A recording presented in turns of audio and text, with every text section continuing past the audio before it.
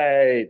And welcome those joining us on Zoom. It's great to have everybody here, both in person and remotely. Please come on in. We're just getting started.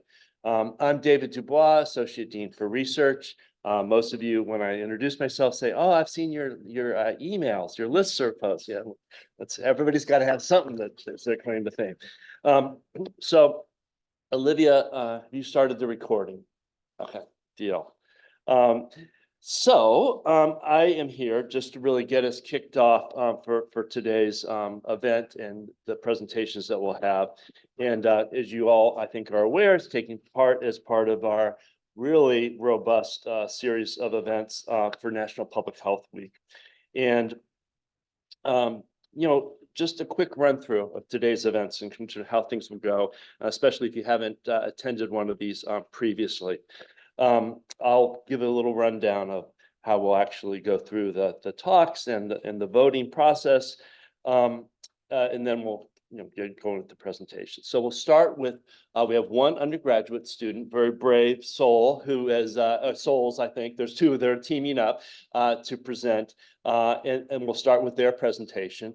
Each presentation will be 7 minutes in length, and we will be, pretty tough on the cutoff on that, just for sake of equity, given that we are kind of in a competition, if you will, as well. Although the undergraduate team, I think they're really looking good for an award at this point. And then we have three master's degree program presentations, and then three from the doctoral program as well. And we'll be honored when we wrap up we will first have voting after we've gone through all the presentations, and we'll provide an overview of how to do that. And then we're fortunate to have Dean Giles with us today, who will provide some closing remarks, which will be great to wrap things up with. And we should be done about 2 p.m. As I mentioned, each student will have, or team of students will have 7 minutes, and we'll stick to that. Isa, there from the ORS team, will be providing silent 2 and 1 minute warnings. I usually rely on the dean just looking at his watch when I'm going over, but that should work just as well. Presenters, I'll call you up. I won't even get up, call you up, no offense, but just to kind of keep things moving, I'll probably stay there with the mic and call you up. And I didn't check the phonetics on everybody's name, but I'll do my best, and please, feel free to and please do correct me on any pronunciation faux pas. Let's see, what else do I need to cover? So the voting will be through a website called Vvox. We will explain all this again at the end.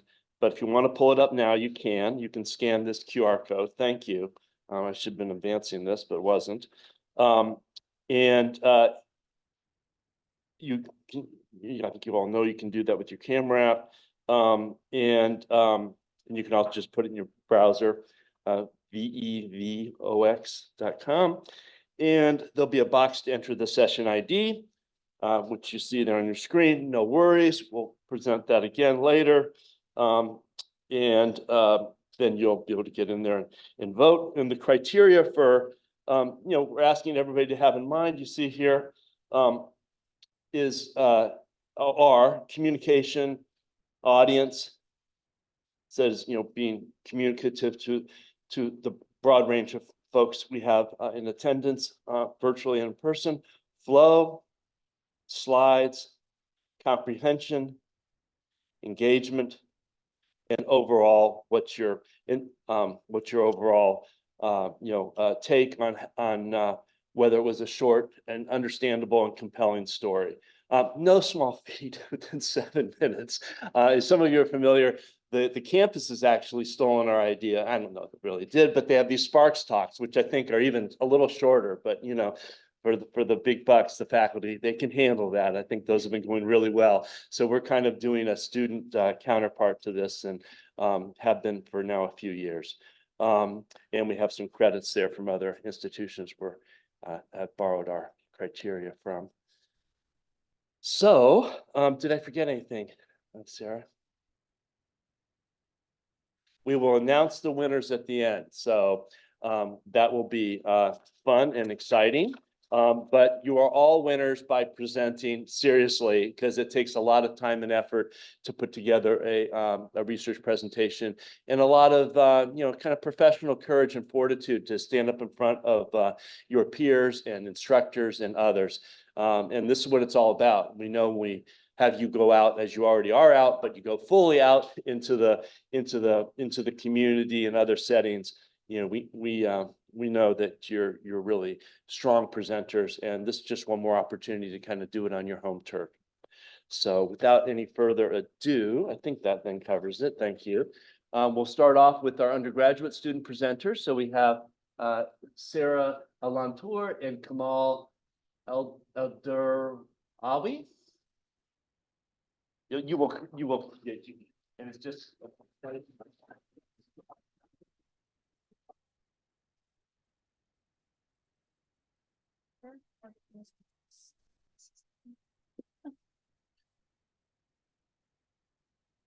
Good afternoon, everyone. I would like to present our research on the association between current marijuana use and asthma in a national sample of adults in the United States.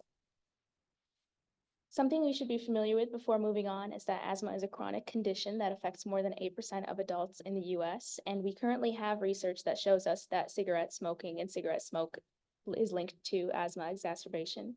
However, over the past 30 years or so, with marijuana legalization, it has led to higher rates of marijuana use, but we have a lot less research available on the effects of marijuana use in asthma. So the purpose of our study is to examine the associations of current marijuana use and asthma in adults. Our study was conducted as an online cross-sectional survey that went out through email and social media with over 8,000 participants in the US. And among many other details, they reported if they had ever been diagnosed with asthma or diagnosed with depression and anxiety. And they reported their current smoking status. And for the purpose of this study, marijuana use was limited to smoking. Other important details about our methods is that logistic regression analysis we used to examine the associations, as well as chi-square tests to examine bivariate associations that were later on adjusted for potential confounders, most notably a history of depression and anxiety. Table 1 shows us our sample characteristics. It gives us a big picture view of our sample, and most participants were white, highly educated women over the age of 35. And about 15% reported an asthma diagnosis, 34% reported a depression and anxiety diagnosis, and similarly, 10% reported cigarette smoking, 8% e-product use, and 9% reported current marijuana use. Table 2 shows us the parts of our sample that were using marijuana by demographic and sample characteristics. For example, it shows us that African Americans were more likely to smoke marijuana within our sample, and those who were higher educated were actually less likely to use marijuana. And those who had a history of smoking, let's say cigarettes, e-products, were more likely to be smoking marijuana. After our analysis, we found out that those who smoked marijuana were 1.31 times more likely to report having asthma, and that significance did persist after adjustment. However, after adjustment for a history of depression and anxiety, that association became a lot weaker and was no longer statistically significant. Although we did lose that strength in association, we can move on and acknowledge the strengths and limitations of our studies. There still may be that association with marijuana and asthma, and our large national sample might have lessened the risk of error or increased validity with our large national sample, but one of the limitations might have been the actual cross-sectional study design with its limited variables. But we should proceed with the knowledge that mental health is a significant variable in marijuana and asthma research, and we should understand the manifestation of chronic disease, mental health issues, and how that overlaps with marijuana use, even though we do have current limited research on the relationship between marijuana and asthma. That concludes my presentation. Thank you so much for listening.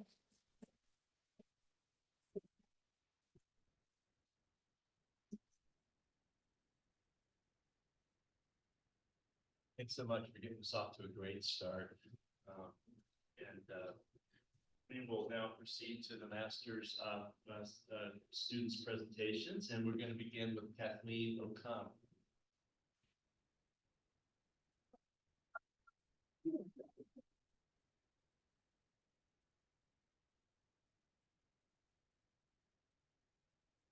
Good afternoon, everyone. I'm going to be presenting on the expanding significance of co-created Epidemics of Injustice course and its role in radicalizing public health pedagogy.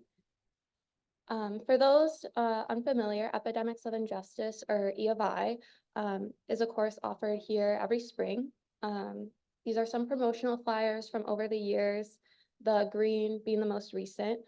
The class focuses on the historical and contemporary factors that shape health and prepares students with the tools to bring about social change and address structural determinants of health. And this is done through an emphasis on praxis and root cause analysis.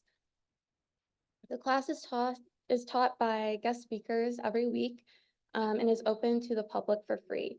The course is very dynamic with a new theme each semester, varying topics and different guest speakers depending on what the planning team feels is important to include. So a little about my history with the EVI. I'm the current teaching assistant. I was the teaching assistant last year as well, but I actually was a community member student when I was in undergrad in Ohio. And being a community member student actually was a big reason of why I decided to pursue an MPH and do so here at UIC. I've also been a part of the Epidemics of Injustice Planning Committee, which is kind of a subcommittee of radical public health. We are a group of current students, alum, faculty, staff, and community members who meet basically year-round to co-plan the class. And this spring, we also presented a poster at a conference at Northwestern on the power of participatory learning, and you could see the group of us who helped with that on the slide. There's a lot of different communities E of I is significant to. For one, radical public health, their advocacy in 2017 is what made the course possible. Also, the city of Chicago at large, the majority of our students and guest speakers are from Chicago.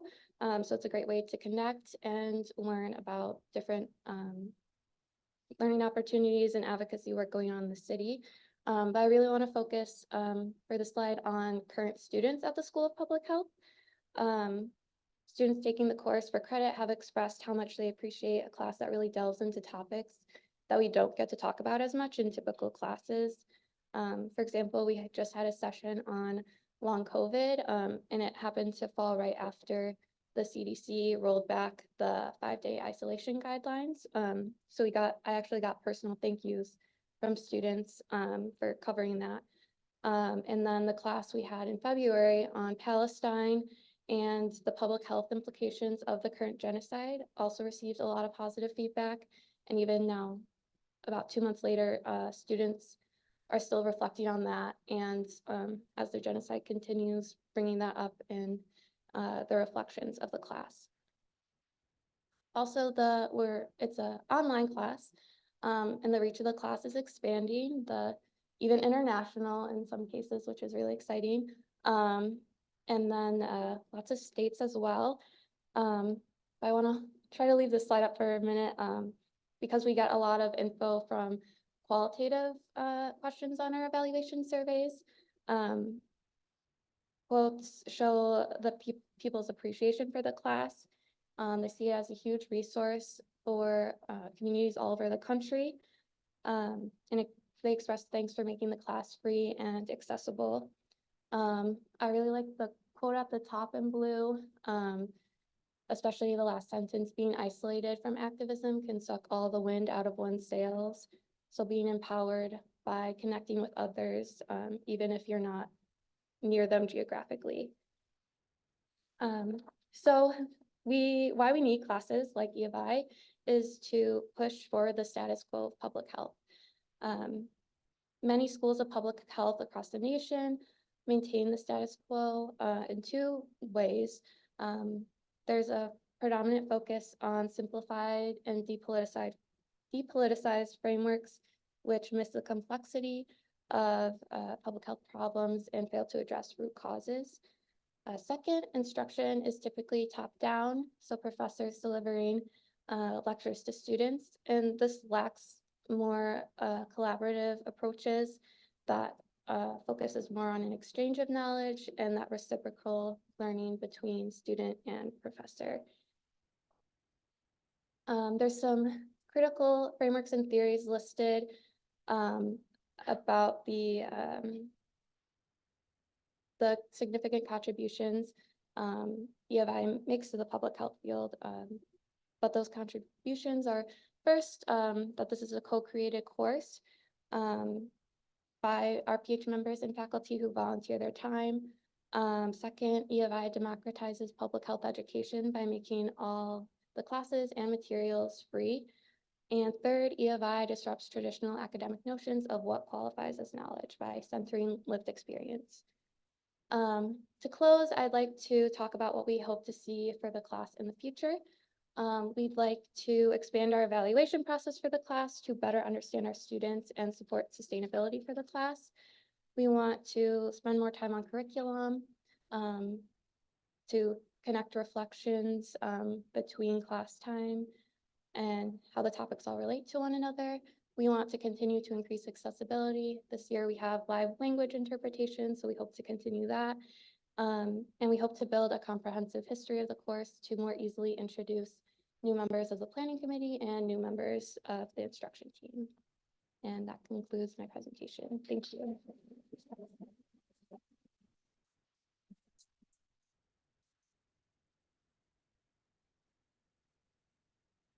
Thanks so much, Kathleen. It's great to hear about that work and where it's headed. And I believe we'll be able to have, we will have all these slides up on the website for research, web pages for research. So if you're interested, and I imagine many of you are, it will be available. If they're not already. Steve, they could be. But let's proceed now to the next talk. Veronica Castillo and Ingrid Arellano Nunes.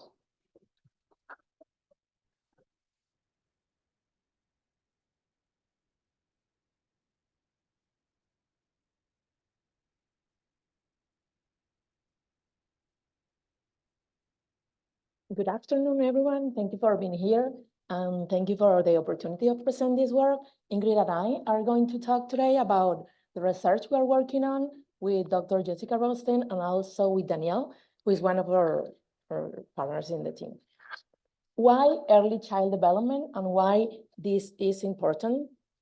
So early child development encompasses and refers to the gradual development of children and socio-emotional, cognitive, language, and motor skills in children that is influenced by biological factors and also environmental experience. These foundational skills serve as the building blocks for future human capital, empowering children to think critically, also communicate effectively, and build relationships, fostering creativity. These periods go through pregnancy until 5 years, some authors say until 8. Why investing in this period is important? Because it has a positive impact in children's life and break out the cycle of poverty. 30% of the inversion will be returned if we invest in this period, and also future wage increase between $6 to $17, and salaries will get like 25% higher in person who receive this intervention rather than people who doesn't receive this intervention during the period.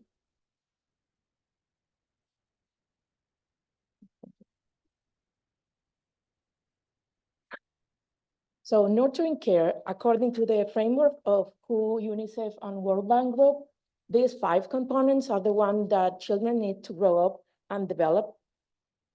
And the component of nurturing care that are good health, adequate nutrition, responsible parenting, caregiving, security and safety, and early learning are given by their family or their closest caregivers. So the power of this pretty early age have this art in these hands.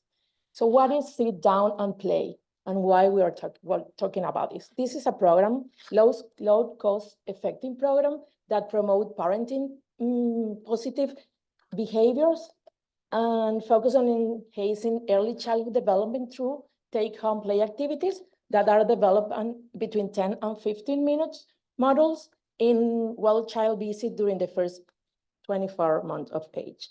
So we, through a formative research, we aim to adapt this existing intervention and to ensure its cultural congruence and acceptability among Latin families. We enroll 32 caregivers and child diets, and we deliver the sit and down content model, and we follow after 1 month, and we make again the interviews, this time with 22 participants, and we record the interviews, and after that we transcribe and analyze. Here are our results. These are the sit down and play toys and age distribution. We provided different toys depending on the well child visit. If you could see 2 months, and then only we had 2 participants. Here are some social demographic results. Most of our participants were between 30 to 39 years old. They were mothers and identified as Mexican or Mexican American. Also, the highest level education was high school. Most of them were married and also worked, and a lot of them had another 5-year-old or under in their household. Most of the parents did have their kids at home with them. These are some follow-up results.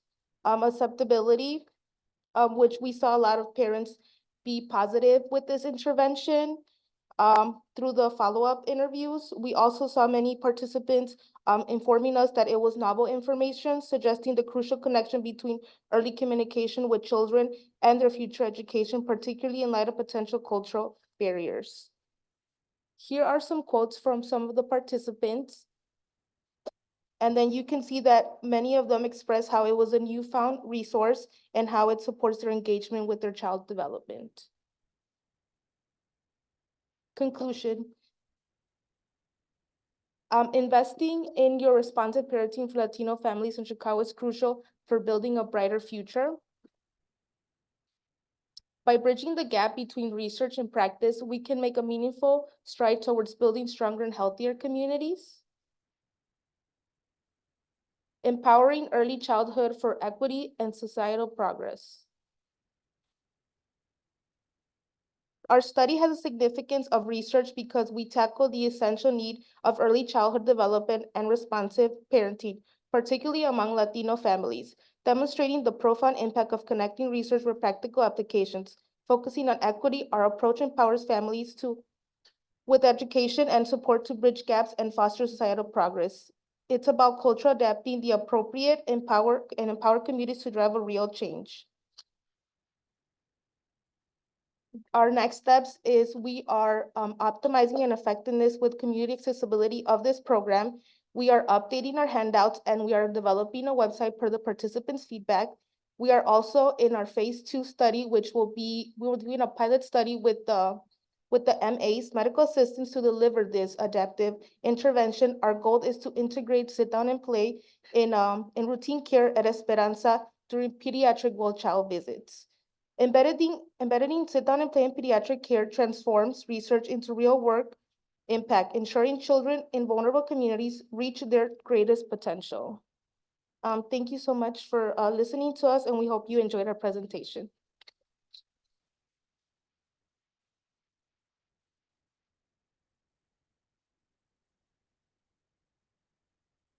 Very much, Veronica. I think that's really interesting to hear about. If you have not heard about that program, it's your first introduction.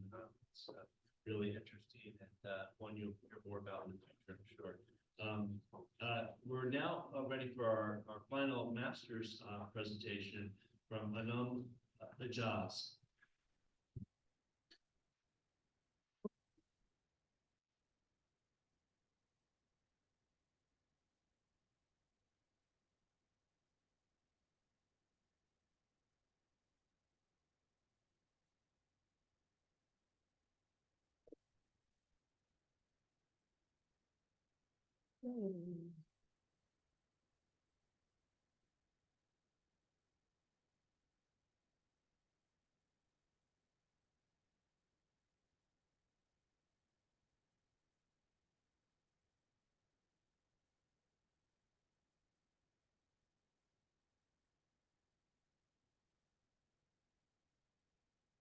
Oh,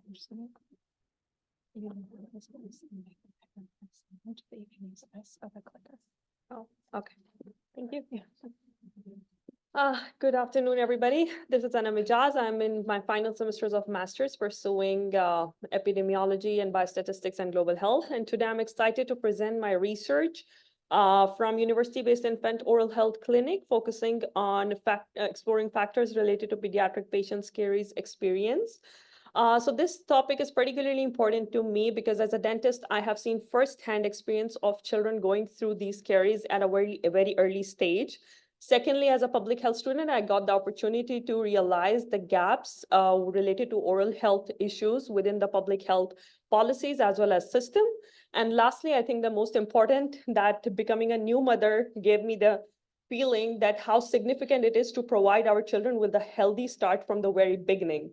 So this research will probably provide me a way to contribute meaningfully, personally, community-wide, as well as disciplinary level. So moving on. So why pediatric oral health? Dental caries, which is in simpler words, decay of teeth, is one of the very most common disease in the childhood, and it is not related to only feeding issues and nutritional issues within the child, which is naturally assumed by parents or caregivers in general. It actually impacts the overall health, well-being, and quality of life, which we'll talk later a bit about as well. In scientific terms, American Academy of Pediatric Dentistry has defined it as the presence of one or more decayed, missing, filled, or filled tooth surfaces in a primary tooth in child under the age of 6 years. However, this decay does not limit you to 6 years. It starts within the 6 years and it gets worse after that period until the children reach their teenagers, as can be seen in the statistics from NHANES data, that 2 to 5 years had 21.4% prevalence, but moving on from 6 to 11 years, it increased up to 50.5% prevalence within this age group. So what is the issue that we're working on? That early childhood caries progresses rapidly, especially in the high-risk groups. So the decayed teeth and missing teeth does not only put the child at the negative front at their community level, like they become target of the bullying, they lose their confidence, which definitely impacts their psychological and social well-being. It hinders their nutrition, speech, socialization, as well as sleep. And once it has progressed really far away, it requires extensive treatment, which is physically painful for the children and actually becomes one of the major factors of dental fear throughout their life. So it's very urgent to take preventive measures as soon as possible in this scenario. So regarding our research, we have two sort of objectives. The primary research objectives is focusing on finding associations between child's dental condition with maternal health, with parental perceptions, with environmental issues involving tobacco consumption, and child overall health history. And our secondary research objectives is to once we find the results, we aim to enhance oral health promotion materials based on the findings. And after applying those findings to the real world setting, which will be the hospital in our case, to find the impact of these promotion materials. The methodology in our case was retrospective and cross-sectional study. We conducted literature review to have a sound base to start with. After getting IRB approval, we moved on to getting data collection, in which we collected data of last 3 years from August 2021 till present of the patient records. And after cleaning the data from using SPSS, we were left with cleaned 546 records of the patients. And since it's still an ongoing research study, I do not have the final results for this, but I do have some preliminary results and expected outcomes that I would like to share with all of you. So some of the preliminary results found that the child's dental condition and mode of delivery, which is not very common thing to think of, like mode of delivery would impact your child's dental health. We do find some sort of significance over there. We still have to work further in it. And secondly, we did find that use of tobacco does put the child at higher risk to get the ECC, the early childhood caries. The expected outcomes that I'm pretty excited about is the maternal health link, because once we find that, I feel like we can advocate towards integrating the awareness of childhood caries within prenatal and postnatal appointments for the mothers, which is mostly ignored criteria, which I personally felt when I went to the whole prenatal appointments and postnatal appointments recently. Secondly, parental influence of, it gives us the chance to increase their awareness regarding the tobacco use and other environmental factors, and especially their belief about importance of primary teeth, which they do mostly consider it's not that important. And lastly, feeding practices, obviously it's directly related to the mouth. The significance of this research, once we find meaningful results, we're hoping to have some good advocacy points for integration of oral health within the holistic health framework in the public health. It will help us increase the awareness around the ECC, and which will provide us the holistic approach towards achieving overall health status for the child from the very beginning. We're hoping to get good insights through this research, but there are challenges like data completeness and generalizability here. But we are focusing with the future interdisciplinary collaborations and longitudinal studies, we would have better and more reliable results in this criteria. And finally, why it matters, personal impact that I have already touched, that in my vision to drive enhanced global and Pakistan's pediatric oral health, because that's the place where I have worked firsthand with the children. Community impact, it will help us to lower ECC rates and uplift children's life quality. And lastly, it will provide us evidence-based results to inform strategies and policies within the public health arena. And lastly, just a call for action in this regard to move on with the further research and know more about ECC and increase the awareness within the parents, caretakers, children, and a public as a community as a whole. And I think that's it. Thank you. Thanks so much for wrapping us up on master's presentations. You took a mildly triggering topic for some of us and made it enjoyable and easy to listen to. So we will now move to the doctoral student presentations, and we'll start off with Alyssa Deloge to kick us off.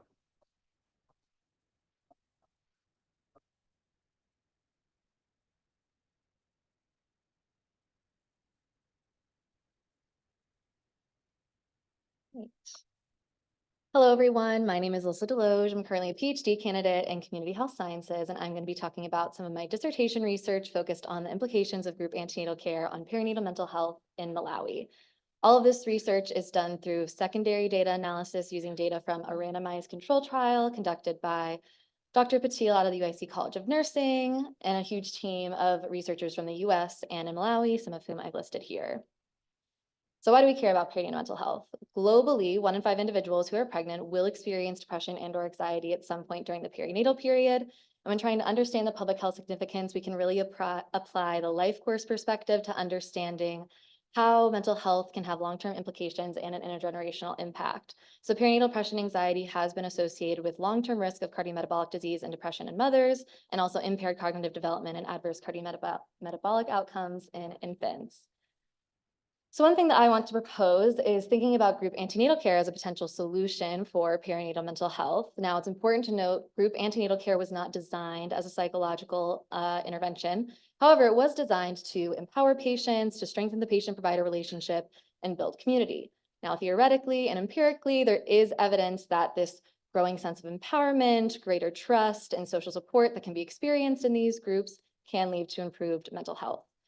So group antenatal care works by 8 to 12 women of similar gestational age getting together with 2 facilitators, 1 midwife and 1 community volunteer who are trained on how to deliver this model of care.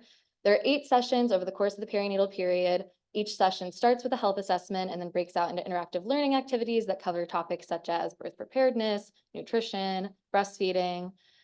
And these groups are scheduled to be at a certain time and everyone meets at that time. This is in comparison to individual care in which you might wait in a waiting room for hours on end to see a midwife or maybe 15 minutes, and you don't have that same educational and trusting relationship exchange.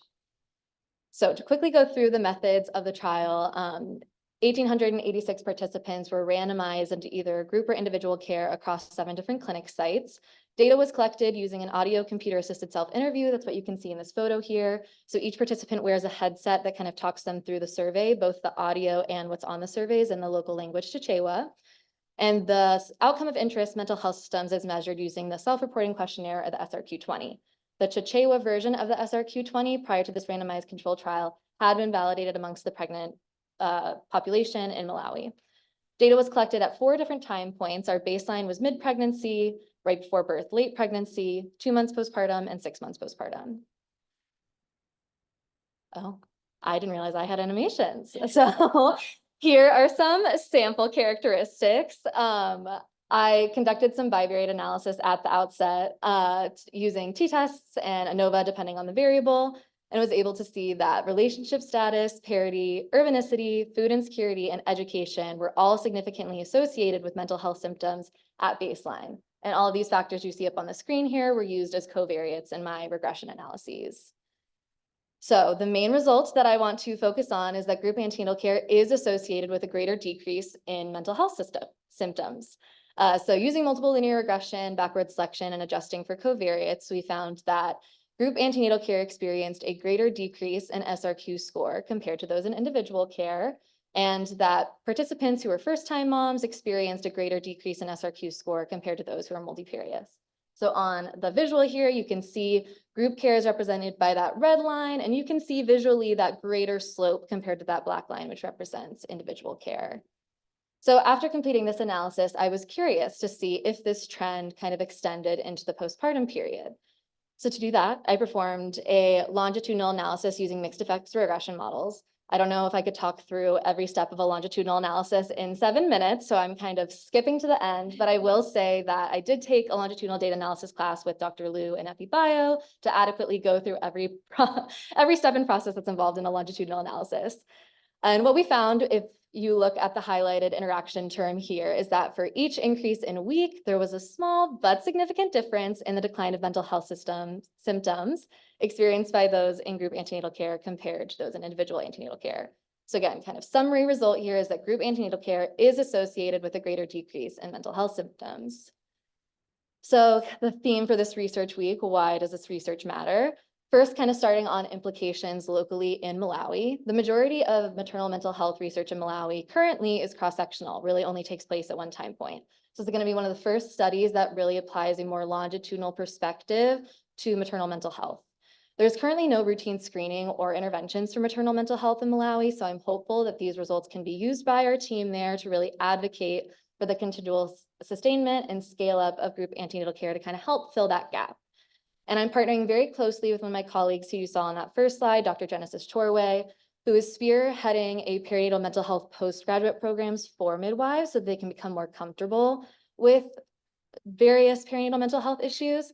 So we've been in communication about how my results can inform that curriculum, and then we're going to work together to use that curriculum to improve the training we give to the midwives and community volunteers who facilitate group antenatal care. Broadly, the implications for maternal and child health.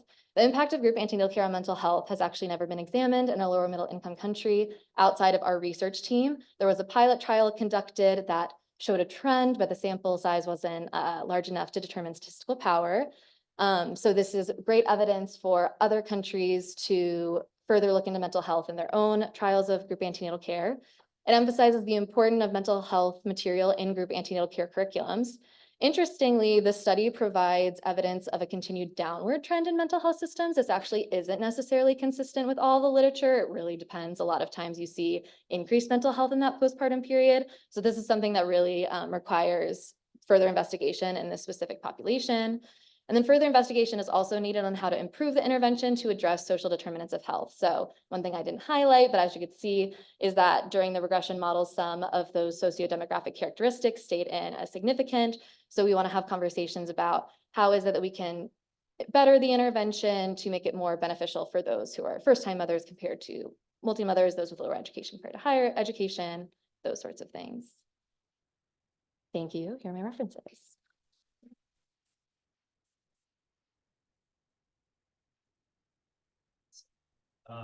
We'll now move on to Minji Kang Pup with her presentation.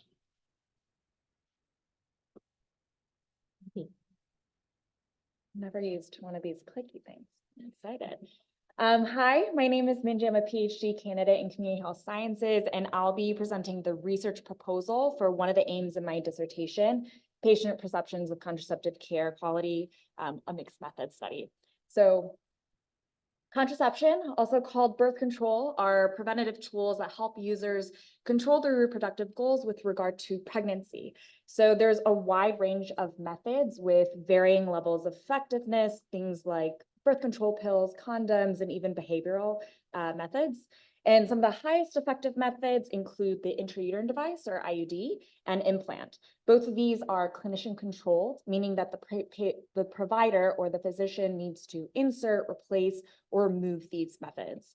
Although there are many methods out there over the counter and on market that suit a variety of people, there are significant disparities in use, and we see this specifically among persons of color.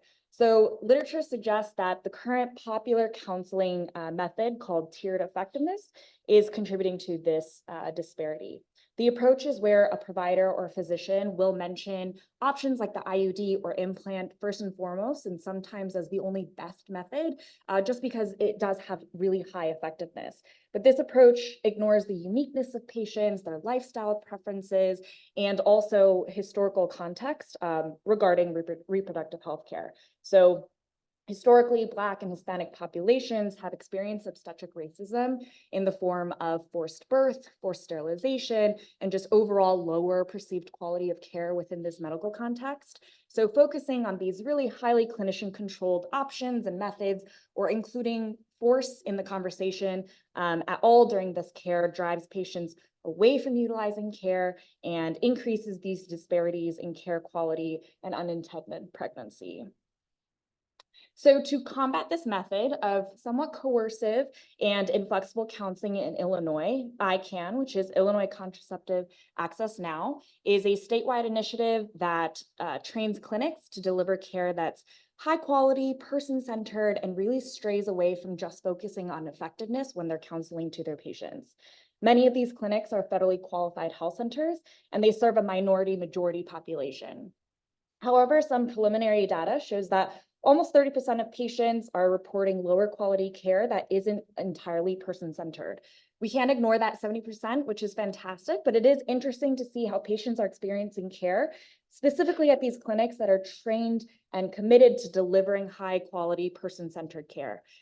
So some other gaps in evaluation that ICAN has highlighted includes a lack of patient demographic information, some experience measures, and the low rate of patient responses that they've collected over the course of 3 years. So in collaboration with ICAN, my research aims to fill these gaps. So as a community-driven research project, I aim to examine patient-perceived contraceptive care quality in these settings that are specifically explicitly implementing high-quality approaches.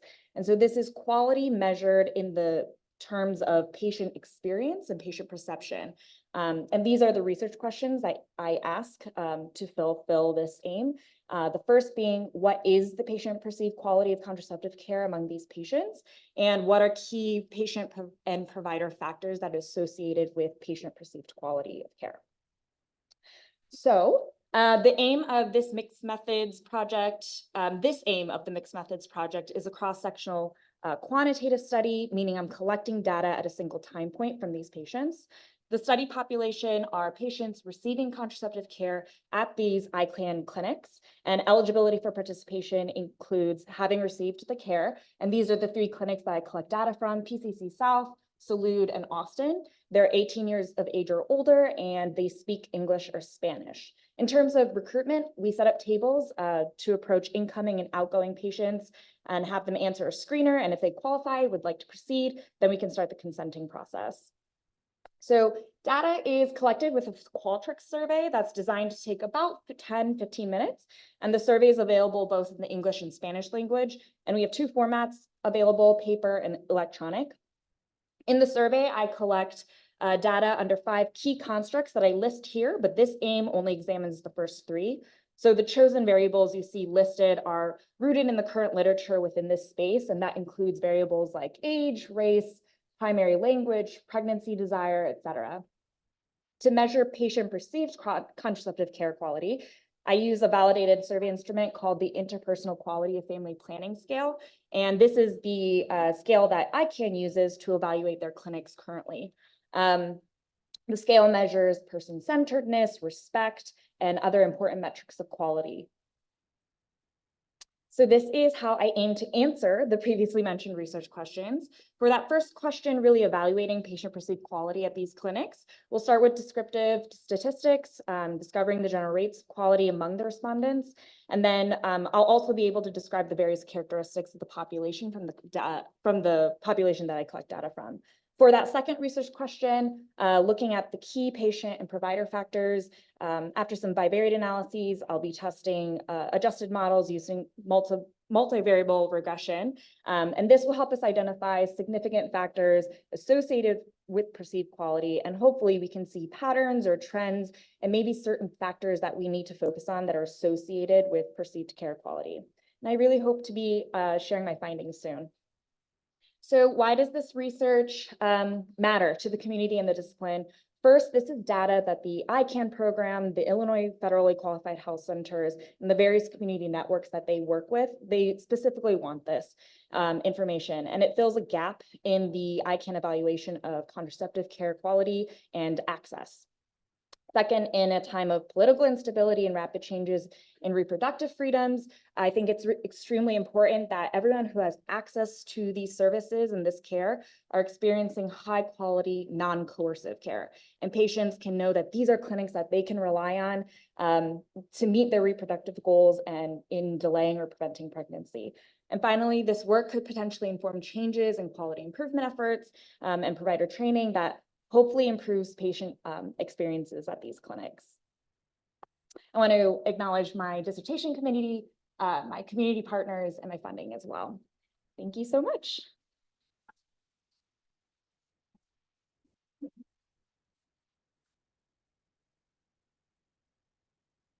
Thank you, MG.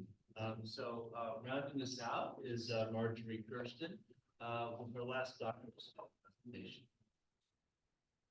Thanks so much. Hi, everyone. I'll be flipping graduate public health education on its head by sharing the impacts of and recommendations to sustain the community engaged teaching or CENT initiative. I want to start by grounding us in typical graduate public health education. I know Katie alluded to some of this in her presentation, but we can all probably identify some of these things that I'll talk about in our own public health education that we've experienced. So to start, the banking model of education is common. As you can see from the graphic, this involves instructors sort of just transferring knowledge to students and considering them to be an empty receptacle, just ready to take on that knowledge and sort of absorb it like a sponge.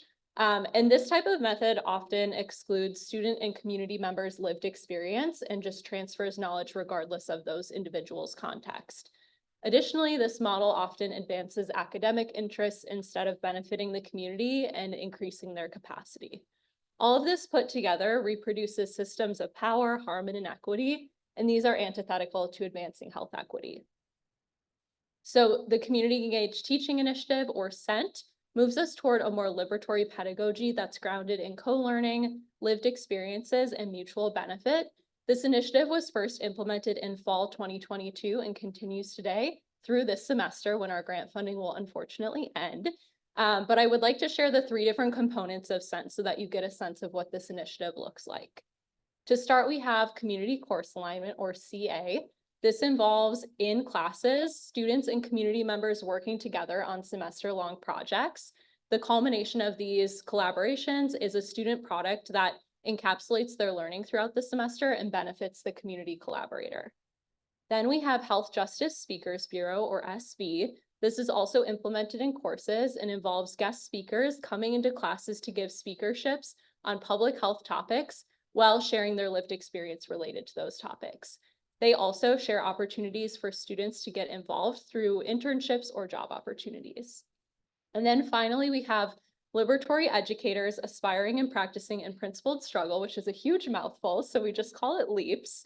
And this is the only one that's not explicitly within a classroom, but instead is quarterly meetings of academics and non-academics to discuss key topics and practices for liberatory teaching and practice defined broadly. So that can be both within academic and community settings. So we've had a lot of success with SENT to date. I'd like to share some of our numbers. So I'm grouping course alignment and speakers bureau together because both are implemented within courses. So in total, from 2022 fall to present, we've engaged 35 courses, 59 instructors, and 116 community collaborators. And then for LEAPS, which again is separate because it's not implemented in classes and is actually still in its pilot phase, we've been able to work with 5 instructors, 5 UIC staff, 4 students, and 2 community members or alum. So there are some really important impacts from SENT that I'd like to share, but first I want to talk a little bit about what our evaluation has looked like. So we started our evaluation in fall 2022, the same year we piloted SENT. And it started with just electronic surveys sent out to all of our participants at the end of the semester, because that was the most practical at the time. And then we realized we wanted to add some context to those findings. So during spring 2022, we were able to host focus groups with our participants during that semester to get some additional details about their experience. I will note that our evaluation is only for course alignment and speakers bureau at this point, just because LEAPS is still being piloted, but we hope to be able to evaluate LEAPS at the end of this semester. So thinking about our community collaborators, for those who were engaged in course alignment, they reported deeper program insights through their interactions with both students and instructors. And then for both community collaborators in course alignment and speakers bureau, they benefited from compensation and new connections to folks in the School of Public Health. And then for students, those in CA received real-world public health experience through their interactions and collaborations with community members. And then CA and SB students received increased knowledge of community-based public health practice. Those in just SB reported more satisfaction and engagement with their courses, and additionally exposure to new organizations and public health opportunities through those shared at the end of guest speakerships. And then for instructors, these components help them meet their teaching goals, which they often described relating to connecting students with external opportunities and teaching in more engaged ways. Then relatedly, it increased their capacity to do community engaged teaching by providing them with compensation, providing their collaborators with compensation, and providing the administrative support that they often don't have time to do themselves. So because these impacts are so important, we want to think about sustaining this initiative after our grant funding ends. So our first recommendation is to better incorporate SENT into courses.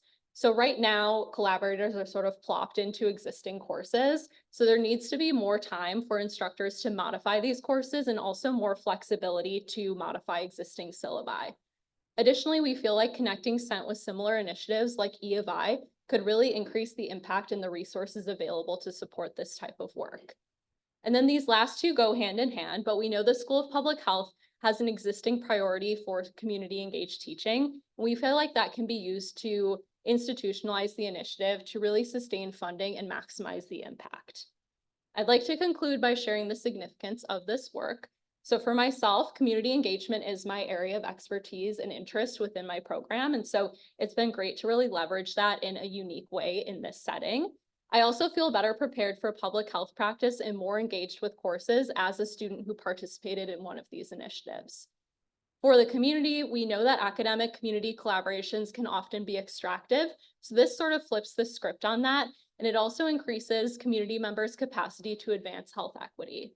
And then finally, for the field of public health, SENT represents a transformation of public health education, better preparing students to enter the public health workforce and advance health equity. Thank you all so much.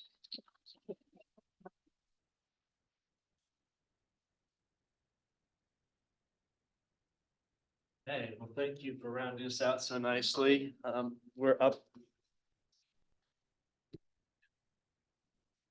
That would have been nasty feedback.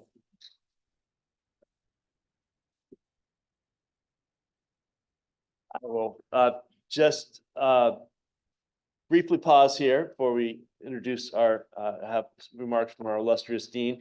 Just let's give one more round of applause to everyone here. It's really very engaging and informative and just inspirational, I think, throughout all that was shared. We will pause here to do our voting if we can for just a few minutes. You have Yes, so I just realized that too, Wayne, sorry. So we have just a reminder on our, and then we'll announce the results after we hear from Dean Giles. But you can see here, just to remind you on the considerations, and if anybody's having any issues accessing your the voting platform, just let us know and we'll get to you.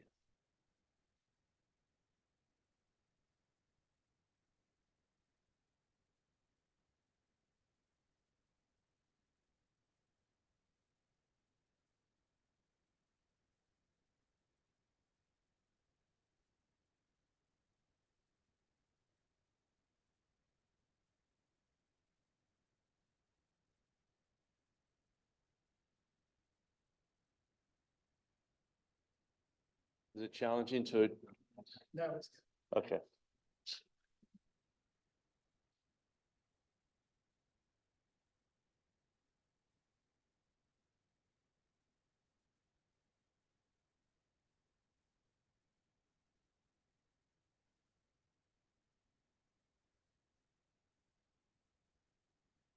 Right, that's right.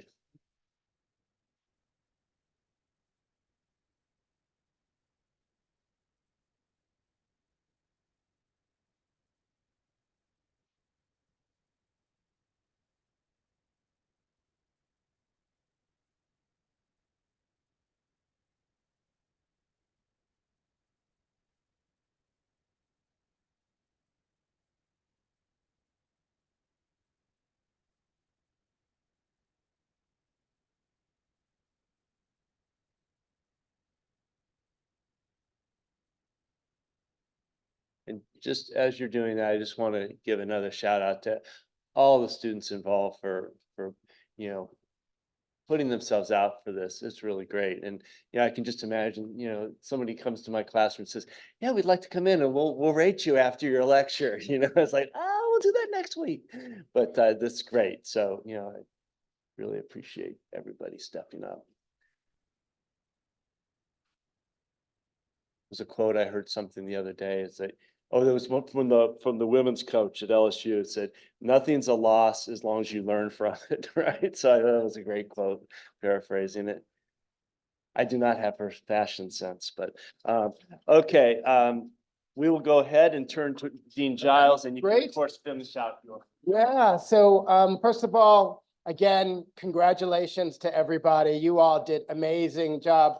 I was gonna say, talking on your topic for 7 minutes is really hard, but you guys were just so amazing. Nobody went over. I mean, it's just amazing to see. I'm not sure, I'm gonna tell you a little secret.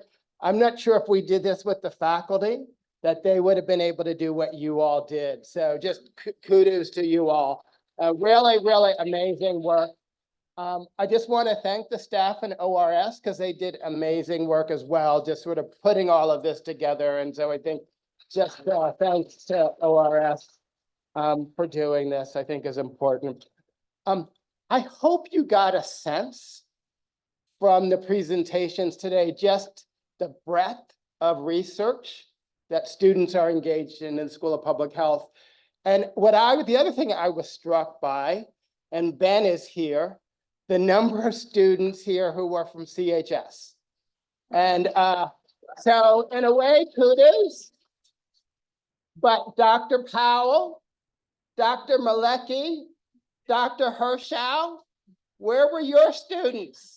Where were your students? Next year, I want to see some HPA students, some EOH students, and some EpiBio students. Although I think I have a young EpiBio student from the undergraduate program. No, I don't know. I'm thinking you did an amazing job on cannabis and asthma. I'm thinking there's an epidemiologist there, but I may be wrong. We'll talk a little bit afterwards. But really, I just think the breadth of work that you all did was amazing. I think some of the work that you did, thinking about how you had established interventions and you wanted to adapt them to another population and how you would evaluate that. I think was really really important, and thinking about that and how you present that succinctly was so important. I think thinking about sort of how you test interventions in lower middle income countries, really important themes that you all worked on. And I think also think about sort of how do we evaluate the curriculum that we have in the School of Public Health, I think are all really important themes that we all think. So, right, we can think about research and sort of how that can be external facing research that helps the communities that were impacted, but also research that helps us to do a better job in terms of within the School of Public Health is all important. A couple of themes that I always think about when I'm presenting. Number one, what is your single overarching health communication objective? Your SACO is what we used to call that. But always remember, what is that one objective you want to make sure you get across? And that is key to think about. Number two, talk a little bit about the demographics of the people that you are investigating. And I loved all the different ways all the presenters talked a little bit about their demographics and sort of presented that. And you all did amazing, different novel ways of doing that. And you all are to be applauded for that as well. It's really important, and I think everyone did it in slightly different ways, which is really cool and exciting.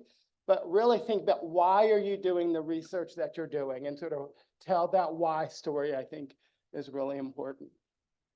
And then the last thing that I will mention really quickly, I think everyone did a really good job talking about the strengths and the significance of their results, but you should also spend a few minutes talking about the limitations.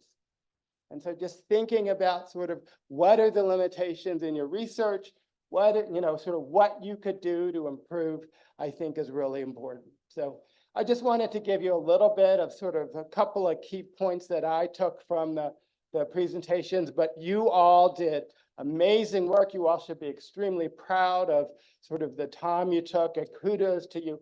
I think you all demonstrated really nicely what makes the School of Public Health so special. And so we're glad to have you all as school students in this school. The last thing I'll say is this is National Public Health Week. I hope to see many of you at the University Club downtown tonight for Christy Ebby's presentation. It's at 6 p.m. So if you can make it, come on down there. There'll be refreshments after her presentation. So it'll be a fun opportunity for fellowship. So if you can make it, just come on down. And then there are a series of other events throughout the rest of the week. And I know you all are waiting, so I'm going to turn things over to David so he can tell us all who sort of won today. Or is it Jamie, are you going to? Yeah. Yeah. Oh, sure. Thank you. Hi, I'm Shriki. I'm the Senior Associate Dean in the school. So besides the event tonight, tomorrow we have the Global Health Colloquium. That's from 12 to 1. It's a virtual event.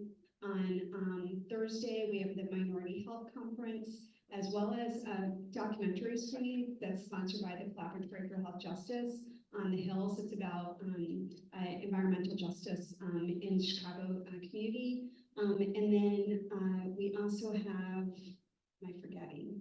We have Spark Talks tomorrow and Thursday as part of the Chancellor's investiture, and several SPH faculty are presenting the Spark Talks as well. So hopefully you can make some of these events. If you need more information, if you haven't seen, I don't know how, but if you haven't seen my emails coming through to RSVP and you need that information, feel free to reach out.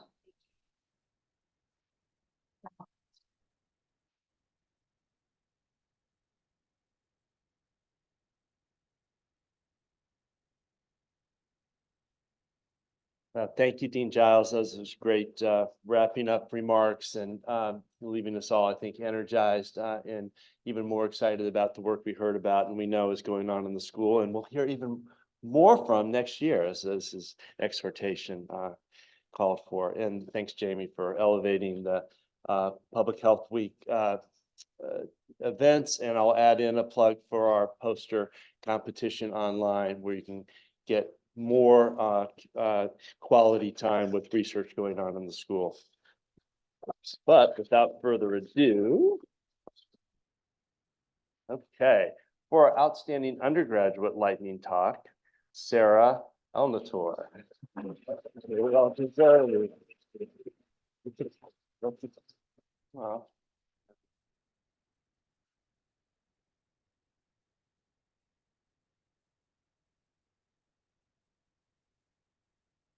And again, for whoever might be writing letters of reference for Sarah or what have you, she was the only undergraduate to brave the situation of standing up in front of faculty and graduate students and so forth, and did a marvelous job, as the dean pointed out, which is a really interesting topic as well, timely for sure.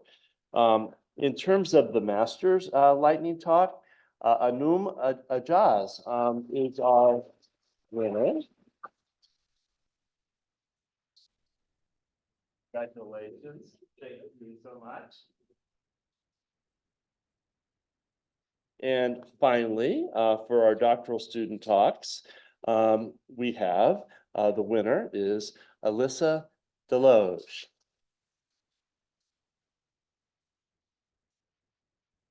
And I will take slight privilege here and just let you all know that Alyssa has a faculty job already, a tenure track faculty job at University of North Carolina, Charlotte. And that is like a super, really, really big deal. So congratulations.